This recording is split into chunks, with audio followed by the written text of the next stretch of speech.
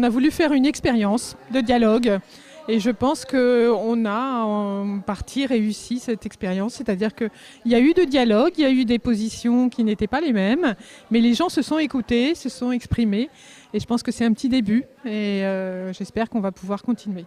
Je voudrais savoir si vous avez été sensibilisé par les débats auxquels vous avez assisté. Je les ai trouvés très riches en fait, parce qu'ils parlaient de discrimination, mais sous toutes ses formes, c'est-à-dire sur le plan de la race évidemment, mais aussi sur l'esthétique. Est-ce que tu es grosse, donc tu es exclu? Est-ce que tu es handicapé, donc tu es exclu? Est-ce que tu as été dans une école privée? Ah, tu veux retourner dans le public? Donc là aussi, tu es exclu. On voit l'exclusion sous beaucoup de formes qu'on oublie parfois. J'ai trouvé ça intéressant d'avoir le témoignage de plusieurs personnes et puis un échange de points de vue. Donc avec des choses qui étaient très de l'ordre du vécu et puis d'autres fois avec une intervention avec plus de distance. Et il y avait beaucoup de questions sur pas mal de choses qu'on se pose dans la vie dans les quartiers, le regard des autres surtout, comment ça se passe chez nous quoi. On est tous des citoyens mais regarder et relater pas comme tout le monde quoi. C'est vrai que c'est marquant par rapport, disait, les quartiers justement qui étaient ciblés tout de suite. Quand les gens voient les quartiers un peu 16e, 14e, tout ça, évidemment, ça fait un barrage. C'est un sujet important. Mais c'est vrai que moins pour les occidentales d'origine que pour les personnes issues des immigrations diverses. Ce sont des débats qui permettent à chacun de se resituer, de se repositionner, de changer peut-être un peu son point de vue, si c'est le cas. Enfin, en ce qui me concerne, en tout cas, ça a ouvert des champs de réflexion. Dans le cadre des formations à l'interculturalité, c'est à mon sens la formation la plus pertinente qui est financée dans ce cadre, car elle permet de créer des groupes d'acteurs de l'intégration en associant aussi les intéressés. Donc je trouve que cette action est particulièrement intéressante. Voilà. J'aurais aimé qu'il y ait à la fois des personnes, des juristes qui répondent aussi, voilà, qui est un petit peu un brassage d'idées. On ne vit pas tous les mêmes choses. Voilà. Quand on a des témoignages de personnes qui ont vécu ce genre de choses, c'est toujours des témoignages du cœur et ils sont souvent bien plus intéressants que des témoignages théoriques. Mais cependant, j'aurais aimé, au dehors de la pratique, un petit peu plus de théorie et d'ouverture à la réflexion justement sur qu'est-ce que l'interculturalité et nos représentations. J'avais un peu peur parce que sur ces choses-là, souvent c'est un peu scolaire ou moraliste, etc. etc. Et puis c'était une situation délicate d'interroger la question professionnelle. Et en fait, j'ai trouvé toutes les histoires, les récits de vie très très intéressants et de vraies expertises et de vraies sensibilités, ça m'a beaucoup intéressée. Les témoignages apportés lors du débat par le public étaient beaucoup plus édifiants que de longs discours, parce que c'est du vécu. Vous est-il arrivé personnellement d'avoir des représentations sur quelqu'un ou sur quelque chose Ou avez-vous été vous-même à l'origine de représentations? Des représentations, on en a tous, donc j'en ai sûrement beaucoup. J'essaye d'en prendre conscience pour pouvoir le dépasser, mais je ne dois pas le faire tout le temps. Et donc c'est réciproque aussi. Forcément, à partir du moment où on échange avec moi, on a des représentations sur ce que je suis. Voilà.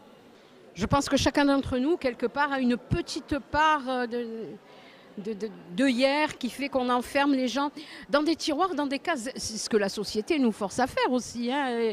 Il faut se rendre compte que vous êtes une intellectuelle, vous êtes dans telle case, vous êtes une artiste dans une autre case.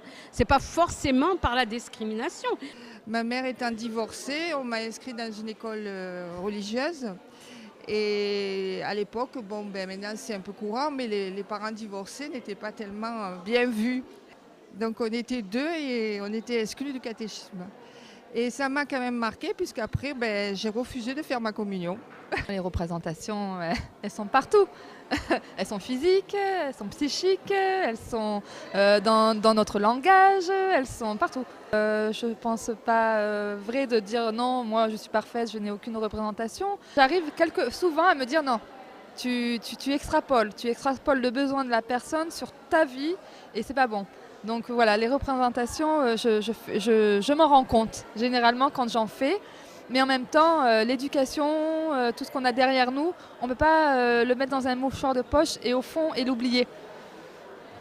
Ces représentations sont le fait de pratiques, de culture, d'un passé, d'une histoire.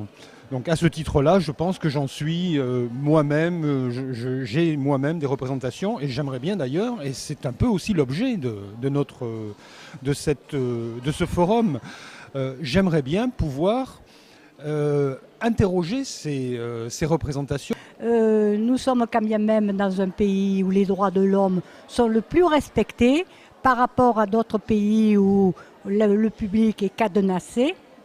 Alors je juge que nous avons cette chance de vivre dans un pays où l'on tient compte des minorités. D'une manière générale, on a tous des représentations. Le tout, c'est d'en être conscient. Ça suffit déjà, à mon avis, c'est déjà un gros effort pour éviter de stigmatiser. La représentation qu'on se fait souvent de l'étranger, c'est la non-connaissance, c'est la base du racisme, c'est la peur. Je ne connais pas, donc j'en ai peur. Évidemment que la connaissance est la base de tout, mais on ne peut pas tout connaître non plus. Après, à nous d'avoir une ouverture d'esprit, une ouverture culturelle, morale, religieuse, d'appréhender tout le monde d'abord comme un être humain. En fait, moi je ne suis pas marseillaise, je vis sur Terre. Je suis surpris de voir que nous sommes si peu de représentants du genre masculin et qu'à ce titre-là, je me sens particulièrement discriminé. Puis là, en plus, c'est la finalité de tout un processus de formation. Donc je pense que c'est ça aussi qui était intéressant, c'est le fait que ça soit sur plusieurs sessions, quelque chose d'assez approfondi. L'objectif, c'est d'améliorer le mieux vivre ensemble, en fait. C'est ça, l'objectif de ces actions. Et j'espère que ça permettra de donner des petites graines pour que ce mieux vivre prospère. Les femmes du peuple, les femmes qui sont chez elles, elles ne parlent pas. Elles ne parlent pas. Donc, quand elles viennent, quand on les amène là, elles commencent à parler et ça, c'est une victoire. Je pense que peut-être chacun va cogiter grâce à ces petites périodes de conflit où on se remet quand même en question, quoi. Voilà, donc je pense que ça sera une petite goutte d'eau dans la mer, mais c'est déjà ça. Oui, c'est très important parce que du dialogue naît la lumière. L'outil vidéo qu'on va pouvoir mettre grâce à la télé aux deux zones va participer à la réflexion et à la transmission par un outil qui est dynamique et qui est accessible à tous. Plus que tous les discours, les textes qui peuvent être écrits, le fait d'entendre les gens parler, d'entendre la diversité des gens et de les voir, c'est vraiment pour nous une plus-value essentielle. Merci au CIDFF d'organiser des journées comme ça et encore et toujours des journées comme ça.